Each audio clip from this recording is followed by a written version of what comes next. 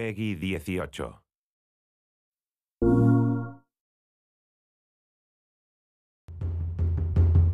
The combat in the game feels very intense. Very personal. It's like closer cameras, more intimate. You want to feel each concussive strike. Right here!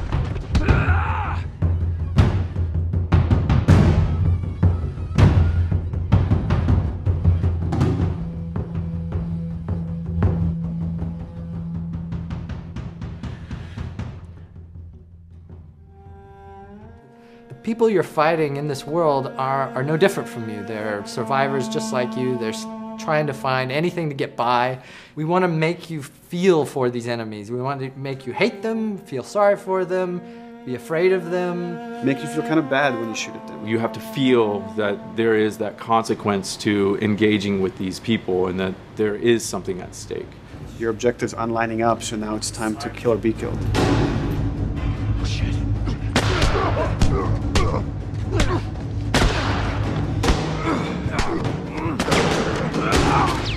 We do have a lot of contextual moves. That's when, the characters interact with their environment while they're fighting each other. So you slam a guy against a wall, a guy slams you against a wall.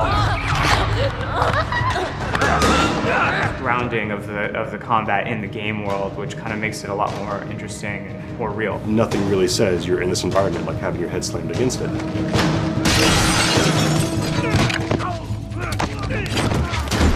Stealth component is a big part of using the environment, like finding intelligent places to hide that give you flank groups. And the AI analyze the space that they're in, and they know, like, here's a place to hide that will allow me to flank the player and come around the side he's not looking. The space you're playing in is an extra character, and it's going to change the dynamic of every combat that you play. And then when an encounter happens, we want things to slow down. I'm going to use this thing that we call listen mode. Lets Joel kind of focus his attention, his hearing. I'll check out this area. Go check over there.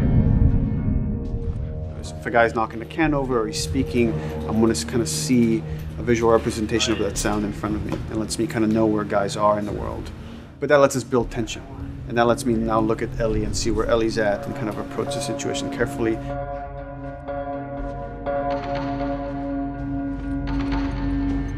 The AI are helping you and you are helping them, and there's a back and forth. For example, Ellie will start doing things like picking up a brick and tossing it at enemies to distract them and to help you out in combat. What we wanted them to do is to have their vocals be an assistance to you in gameplay. Ellie will call out when an enemy is near you and is just starting to gain line of sight on you. She'll say on your left or on your right and try to give you some hints as to where the enemy is.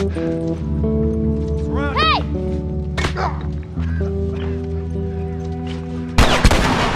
I'm in a jam as Joel, and I'm pinned to the ground by a clicker. Tess might come in and like shoot an infected right off of me, and it's like, cool. I'm relying on them, and they're relying on me, and I feel like I'm working through this space together with them.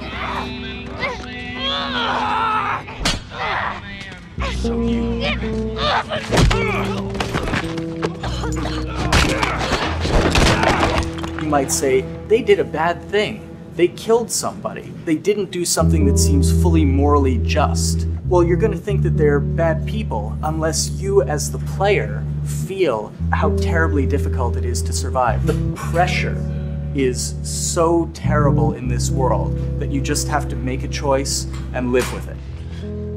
Right now, I'm gonna jump down there and I'm gonna clear us a path. What about me? You reckon you can handle that?